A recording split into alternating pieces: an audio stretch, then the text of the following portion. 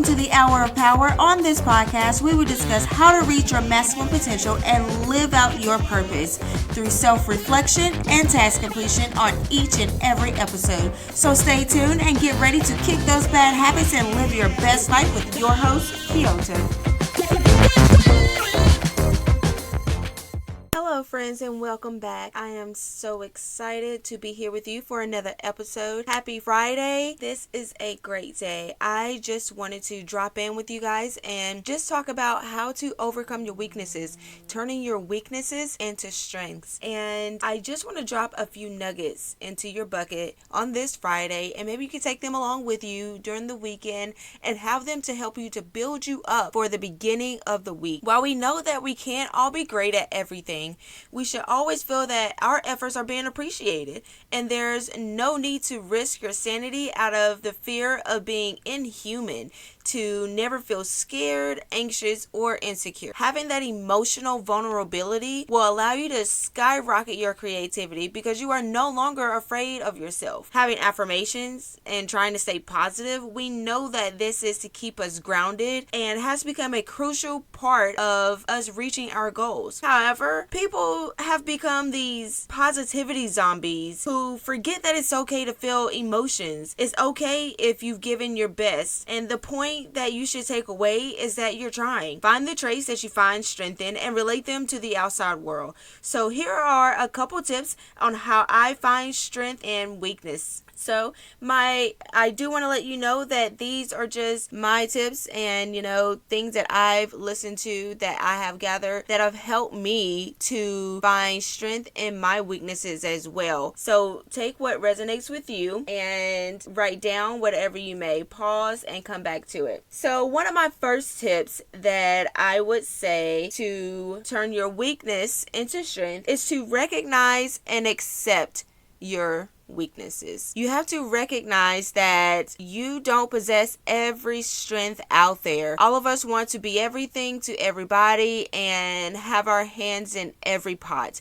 And the truth is, we can't always do that. We have to be able to capitalize on the things that we find strength in. What are your strengths and what are those things that you are good at? You have to find the things that you are good at, and that is the point. Finding the things that you are good at, which enables you to give more effort. And when you give more effort, you put your all into a project or into anything that you're doing, and it comes out amazing. When you put yourself into situations where you don't possess those particular skills, you're constantly trying to scavenge your way into finding how to get it done. Yes, this is a great way to build skills, but it's not always the best way to utilize your strengths because you're not doing what comes natural for you. So definitely recognize and accept those weaknesses. It's okay. These are things that you can improve upon, and knowing that that is possible should give you a greater strength to figure out how to get that done and how to get there. Another tip is to seek guidance. We all know that there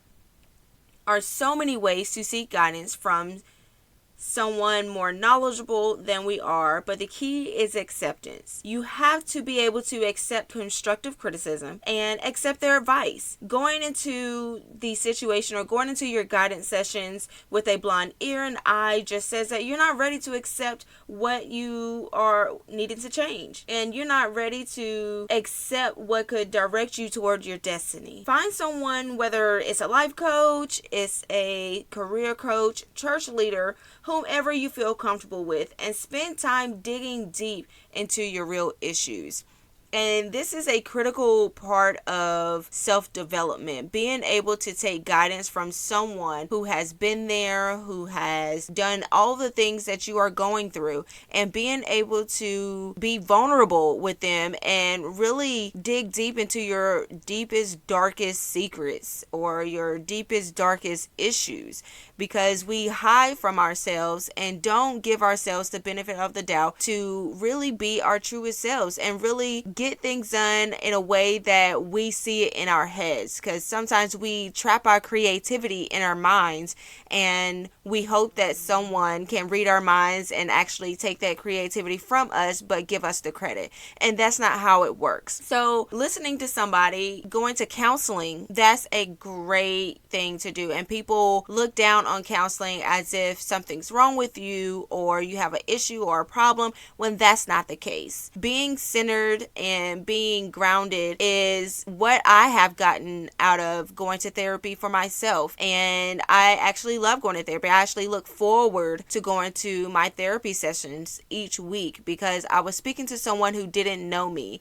and they were able to listen to me and observe my body language and every aspect of what I was bringing to them. And they were able to assess how my personality was, things I needed to change, things that I needed to look at within myself. And being able to talk to someone who is more knowledgeable than you on any particular subject, you get that knowledge for yourself, because maybe they become your mentor. Find a mentor if that's something that works for you, but you should look for someone to get guidance from. Pray, do whatever you need to do, but always seek that guidance. My next tip is to know thyself. And when I say to know thyself, that means being emotionally vulnerable with yourself. Emotional vulnerability gives you the strength to figure out who you truly are, and just the weaknesses you possess can be seen as strengths, and vice versa, because we look at our weaknesses and we don't see that we can turn those weaknesses around to work for us, because we are so focused on how these weaknesses are pulling us down, and if someone else sees these weaknesses, that we don't see ourselves that we can use these weaknesses to expound upon our own skills. So you have to really dig deep into yourself, spend time with yourself, and know that you have an inner strength, you have an inner peace that you can unlock if you spend time getting to that point. And that's just the point of knowing yourself. You have to know your body operation, your mind operation. How do you operate? Do you operate in a big, loud environment, or do you operate in a small space that's quiet? You have to know what works for you, and that's just by spending time with yourself and learning yourself to know thyself. My next tip is to be prepared to do the work. We all want to get somewhere, and we all want to get there quick, fast, and in a hurry, but we don't always want to do the work to get there.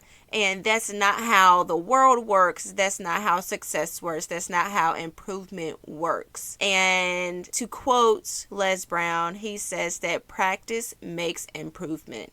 And you have to practice everything that you preach. You're doing the research, you're doing the work, but are you putting your all into it? You have to always be doing something. And I've said this numerous times that my keys are to always read something every day, write something every day, list your affirmations, write in your journal, and meditate. These are things you have to plan also. I left that one out. You need to plan. And when you don't plan, you plan to fail, because you wake up every day and you're scrambling around thinking, what do I need to do? Have I done this? Have I done that? How do I get this done? And these are things and tasks that you could have written down the night before, whether you're laying in bed or sitting watching TV or out on your patio, doing whatever that you are doing. These are simple tasks that you can get done that ensures that you are going to be prepared for your next level.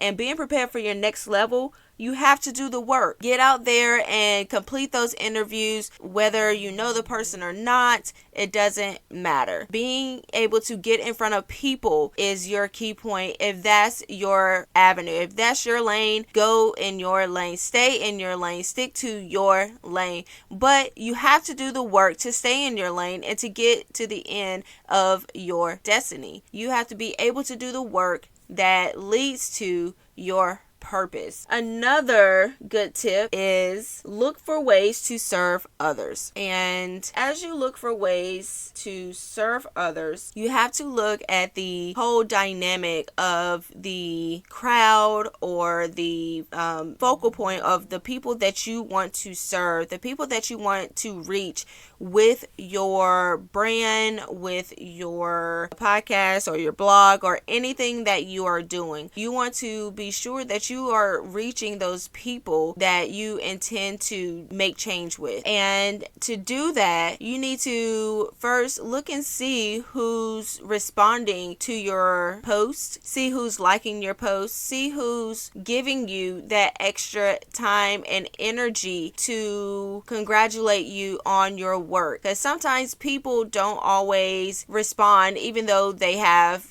checked out your work, or they don't want to give you that congratulations because they feel an indifference toward you, or they're envious, let's be honest. So it's definitely good to keep an eye on the audience that you want to relate to. Who do you relate to? And how do you know that you relate to them? Spend time taking a poll, gathering data, information that helps you to get your work formulated so that it relates to your particular audience. You don't want to write this whole blog that is about cats or about houseware or anything and put it out there and attach hashtags and everything to your post that doesn't relate to the teenage world or the young adult. And you want to be able to tag your work so that anyone who is in your niche or your audience, your target audience, can find you easily. And you want to be able to give them things that make them come back, whether you're giving them information at the end of your post or your information session, or you are sending them with a book or any type of information that you can give them for free, because that is what makes them come back. Of course, once you have built up your audience, you can start to brand and you can start to monetize the things that you are offering your audience. But you do want to be in tune with what your audience wants. And to do that, you have to do the work. You have to do the research. So I do have a task for you all, like homework. Let's say I'm giving you guys some homework. And this homework, you get a pencil, paper, pad, whatever you need. Sit down and really think on these questions. And as you think on these questions, really dig deep and think about where you are, where you want to be, and what you are doing to get there and what's holding you back. And that's really what these questions are about. So your first question is to list 5 to 10 situations that fill you with absolute fear. These can be any situations that hold you back from you being your best self, from you taking that next step, or you picking up a pen or writing your next book, or anything that is holding you back from doing what you absolutely want to do in life. My second question, or the second question, is what is it about these situations that scare you? Are you scared of what your family may say? Are you scared of the feedback that you would get from the public? What scares you about the situations that you listed from question number 1? Be honest, be truthful, because this is what is going to help you to overcome these fears, to help jumpstart your career or help jumpstart your road to your purpose. And the last question is, what type of emotional environment do you feel safest? What type of environment would you create for yourself that will make you feel like you could be your natural self? Don't be afraid to really think on this and really get detailed. These are things this is like manifestation. When you think about it and you believe that it is so, it can come into fruition. And that is a point of these questions. Really think on these questions and really give it deep thought. Be sure to comment how these questions have helped you and anything that has come to light for you during this podcast. And I will see you guys on the next show. And until then, live beautiful. Thank you for tuning in to another episode of The Hour of Power. Stay connected by subscribing to my show so that you never miss another upload. Also, head over to iTunes to rate my show and leave me a comment about what resonated with you. Don't forget to complete your tasks, and I will talk to you on the next episode.